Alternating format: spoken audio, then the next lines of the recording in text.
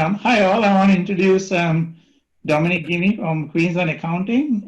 Dom has 20 years plus experience in the field of business accounting, self-managed super taxation, corporate affairs, and such as like director boards and business compliance. Dom is also expert at rescuing businesses in crisis like this. So he has been doing that for a little while, helping a lot of businesses get through difficult times. So thanks for agreeing to spend some time answering some questions and giving advice here for businesses and people in crisis, Tom. So welcome. Thanks for having me, Marlon. Great to be here. No worries. So first of all, what I wanted to ask you was, so if there are a couple of questions in the media and all in the current forums that for small businesses, there's not really one place to go and get all this information and things like that. The problem's real. So from a small business owner's point of view, what options do they have? And obviously, there's some various categories in there. So if you want to just start with maybe talking about that. Yeah, no worries, Marlon. Yeah, you're right. There's a lot of information, and things have changed so fast that the regulators and the financial institutions, banks, and so on have just been doing their very best to try and support business owners in it's a pretty difficult time, and it's come upon business owners really fast compared to other declines in our past, and because there's so much happening and there's so much information, it's very hard to decipher. So probably the best thing to do is just maybe start with the federal government. The federal government has come out with a range of different stimulus measures, very significant measures to try and underpin our banking system. The total value is almost $190 billion. And very significant, a lot of which has gone into our banking system just to make sure that in this time of uncertainty where unfortunately people will lose their jobs and businesses will struggle to keep their doors open, especially those exposed to tourism and travel and now others within the hospitality industry and other small sort of parlour type businesses. The federal government has brought in some stimulus measures to help people to employ their staff. They've created a grant that you basically access when you lodge your BAS. It's based on the amount of PAYG withholding you withhold from wages for your staff. Minimum of total value of $20,000 up to $100,000. So that's one of the main ones that the federal government have brought in. There are others, but that's very, very relevant to a lot of business owners.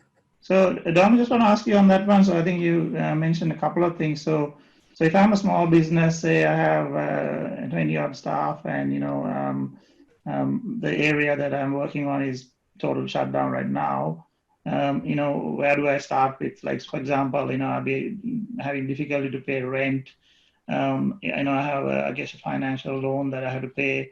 How do I deal with the tax, outstanding, apart from the other various issues with cash flow and stuff like that, so and dealing with the staff. So if you want to give me a bit of feedback on those maybe main categories with the suppliers and how we deal with that, what is your recommendation?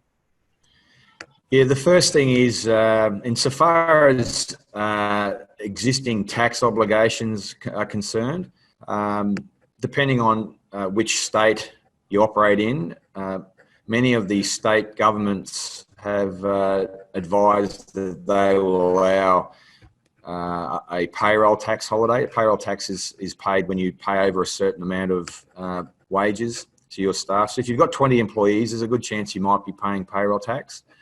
And Victoria and Queensland both have also indicated that they'll be doing refunds of payroll tax. Okay. Most of that information can be found on the relevant websites of the state government.